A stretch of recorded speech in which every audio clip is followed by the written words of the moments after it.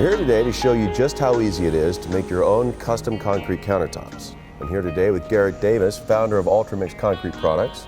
Garrett, I understand you can do a lot more than just make countertops with this product. You can. You can do indoor, outdoor countertops, fire pit tops, fireplaces, wall caps, column caps, all those types of things. Wow, kind of an endless list of possibilities. Sure. All right, so we just add water to this product. Just add water to it, that's right. So we just grab a bag of concrete, get some water, and we're ready to make some countertops. Well, there's a difference in the Ultramix product and then just normal concrete. What's the difference between them? So we've added three things to it that make it a better mix. It's got glass fiber in it, it's got polymer in it, and it's got plasticizer in it. Garrett, that all sounds pretty technical. It is very technical. Oh. The good news is we've done it all on the manufacturing side, so all you have to do is add water to the product. So what about special skills, tools, anything? Not at all. It's very common stuff, very easy product to work with. Garrett, how long is this going to take? The process is about a day, although it's going to be spread out over a couple of days with the curing time. All right, well, let's make some countertops. Let's go for it. Okay, Garrett, let's jump in. What do we do first? So we're going to precast this countertop on melamine. And this is melamine. This is melamine. It's like a plastic coated plywood, but the benefit of it is it's going to give us a smooth surface to pour on. We're going to pour this upside down so that we get the benefit of this smooth surface in our countertop. First step is we're going to mark out our forms. Okay, so we need to lay out the size of the countertop that we want. Mark about 6 inches up.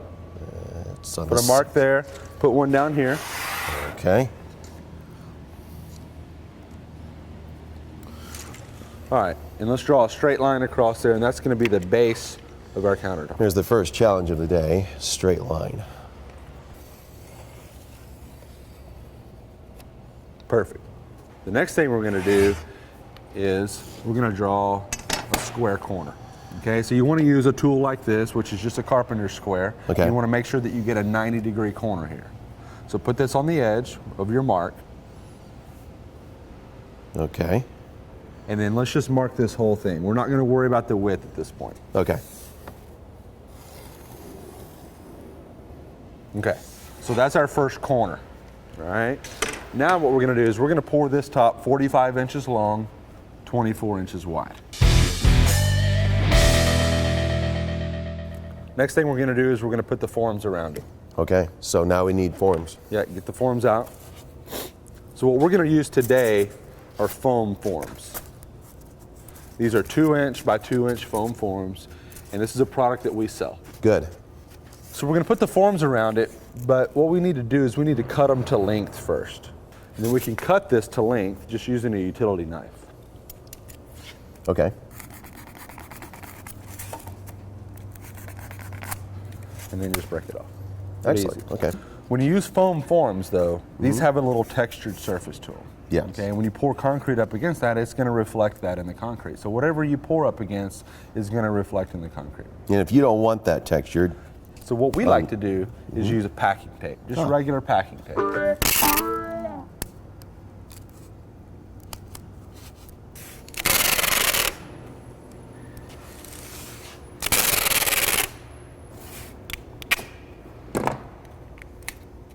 so now we've got that done. What's the next? What do we do next? The next step is we're going to use a carpet tape to just stick it down to the melamine board.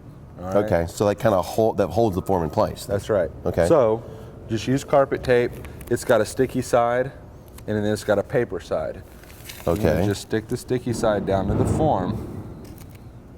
Don't worry about wrinkles or anything like that with this. It doesn't have to be perfect because it's going on the bottom. Cut that off. We've got our forms cut. We've got the packing tape on. We've got the carpet tape on. Now we just need to put them in place. That's right. So take the carpet tape. There's a liner on it, paper liner. Mm-hmm. Okay.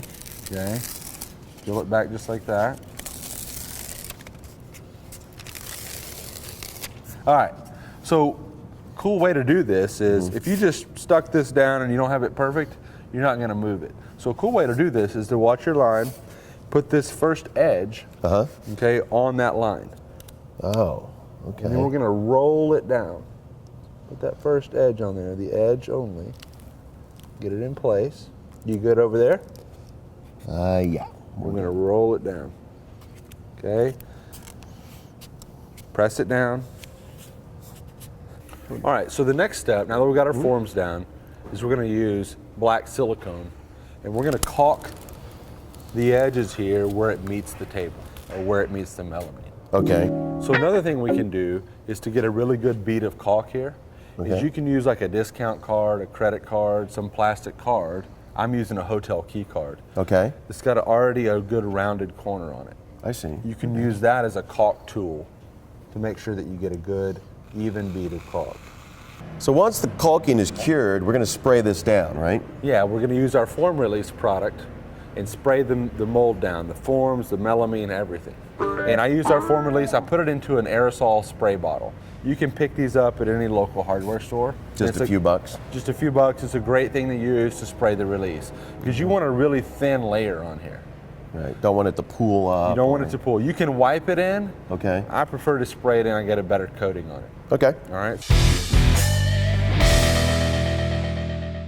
Okay, we're ready to mix concrete. How much water do we use, Garrett? We got 5 quarts of water in the bucket. Okay, we're going to pour it in our mix bucket.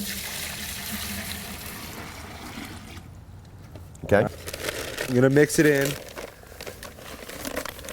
You don't want to mix this product in a wheelbarrow. Okay, you want to mix it in a bucket with a paddle mixer at higher speeds. Okay. You want to break up that polymer that's in there. Okay, that makes sense. All right, so we're going to mix it for 3 minutes.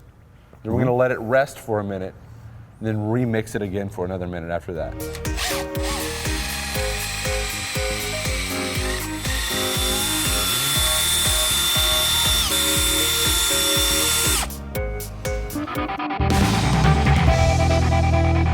Okay, we're back, we're mixed up, and we're ready to pour, right? Yep, so grab your bucket. We're going to pour it right into the center of the mold.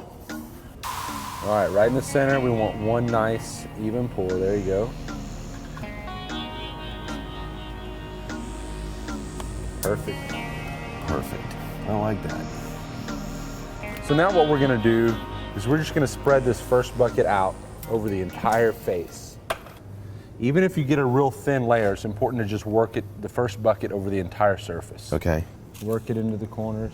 If you pour 2 different buckets in here, even though it's the same mix and the same water quantity, you can get some ghosting where the two were to come together. You might get a line there. Oh, okay. Doesn't happen all the time, but you can get that.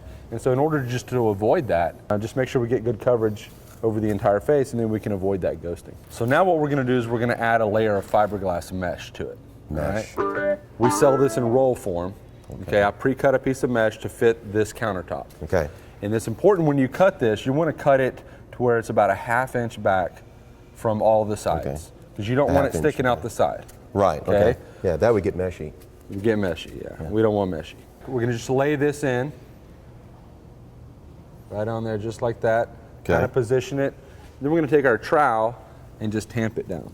Trowel it down a little bit, and get it to stick, and we're ready to pour right on top of it again. So now we're just going to pour the next bucket right on top of The next bucket. Next bucket. Okay, no ceremony, just get it done. The goal here is, get more in the forms and try to fill the forms up. So it looks like we're going to need a 3rd bucket as well. This really isn't hard. It's really not. I'm surprised how easy this actually is. Okay, we've got the final pour, we've filled it up, we've troweled it out. Right. What's next? What do we got to do? The next thing we need to do is we need to screed it with a screed board. Okay. You made a 2x4. 2x4 works, yes. So we take a 2x4 screed board, and Right. we're gonna go across the slab with a sawing motion, and that's gonna even it out, make sure it's all flat. So we're gonna start kind of at a diagonal. Okay. Okay. And we're just gonna saw it like that. Exactly. So we're just gonna screed it off here. So now you can see we've got a nice, even, flat slab here. Yes. All right. We need to let it set up just a little bit. And then we're going to take our trowel and you can smooth it out. It doesn't have to be perfect because this is the bottom portion of the countertop. Okay. You just want to make sure it's flat, which it is perfectly flat now. Okay. The next step is vibrating. Yeah, we're going to consolidate the edges, Okay. vibrate it, Okay. so that we don't get as many air holes or bug holes is what we call them, into the edges and in the face. Okay. All right, and we're going to do that with just a finish sander. All right. Okay. You don't want sandpaper on here. just a finish sander, and that's going to Okay. give us the vibration that we need to consolidate the concrete on the edges and Okay. get the air bubbles out of it. You know, if you want a lot of bug holes in it, then don't do this. Some people like that. It's artistic, remember? Well, almost any mistake can be artistic, can't it? Oh, sure, absolutely, with concrete. Okay. All right, so what we're going to do is we're going to turn this on, Okay. all right, and then we're going to go up and down the edges, just like this. Pretty slow. Okay, you can even stop if you see some air bubbles coming out, you can stop. Okay. Let the air bubbles get out. All up and down the forms. Okay. Then we're going to take it and we're going to turn it on its side. And we're going to do the same thing on the face. So you're just going to go all the way around with it.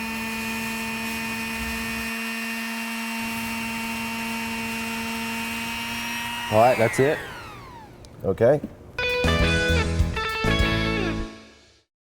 Okay, this is our precast countertop. We've stripped off the forms. What now, Garrett? What do we do? Yeah, so it's been about 24 hours. Uh-huh. Okay, and we want to flip it to make sure it's cured.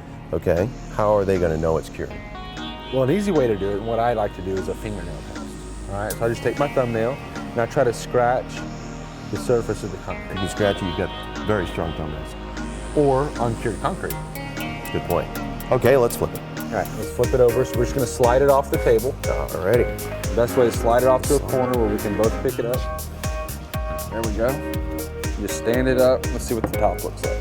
Oh, wow, that's not that heavy. No, it's really simple. Yeah, I'm feeling pretty confident now.